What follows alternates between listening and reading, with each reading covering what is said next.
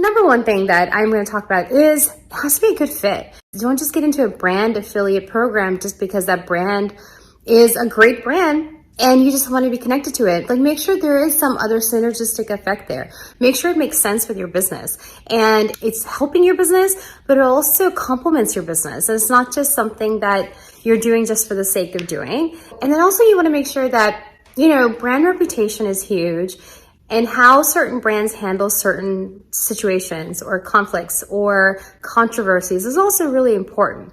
And how you connect with them, you can be guilty by association in a good way or in a bad way. So you want to make sure that whatever you're doing, it makes sense for you and it fits well with your business and your business model and everything that you're doing. Number two, you must have a contract.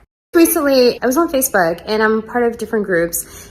Somebody from a store had said, hey, you can have this. And it was a product that they were selling at their store. So when she went ahead and posted it on her Instagram, the person who gave her that, like the storefront that had given her, said, oh, this is wonderful. Can you now post 2 more posts? There was no written agreement between the two. There was nothing of that nature.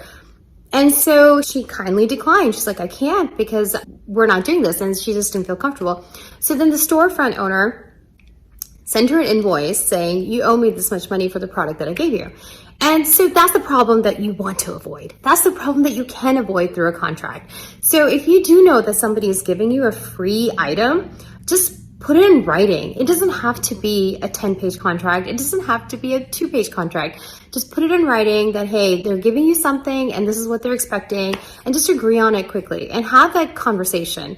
Don't let it dilly-dally until afterwards when they're asking you for money or when you're asking for money or when you're saying, hey, listen, I did this amazing stuff and you're not getting any compensation for it. So make sure there's a contract. Number 3 is artistic release. You want to have artistic release on how you are showing up on your platform and how you are showing up with that product. So that should be discretionary to you because that is your platform, your product, and how you're doing things.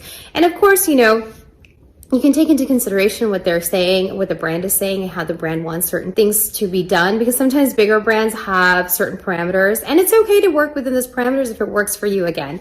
So this is not the end all or be all, but make sure that there is something that says that, you have discretion over how you are presenting the information or the product or the services that the brand sells.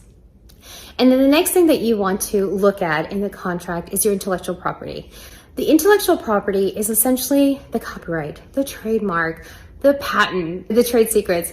And so essentially it's saying that, you want to protect yourself, and the brand also wants to protect themselves. But you also want to be able to use the brand's name and whatever trademark that the brand might have for you to fulfill your duties and obligations under the contract. So you want to make sure that that permission is given. And another aspect that you want to think about intellectual property is also, how is your property protected? The product that you're putting out, the content that you're putting out, the pictures, all the information that you're putting out there, is that protected? And who owns it? Is it made for hire? Does the brand own it? Or is it yours? And so you want to make sure that whatever that agreement is, that it's clearly spelled out in the contract that you have signed with the brand itself.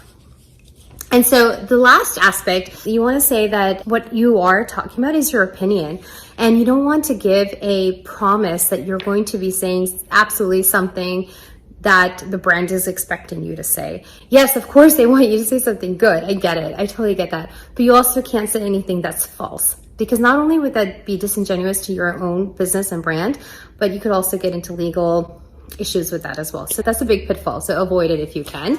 Now, the next thing that you really want to look at is the fact that you also have to give that disclosure that you're working with a brand, and that this is not something that is just purely your, I'm just going to put something out there and it's my opinion and there's nothing else related to it.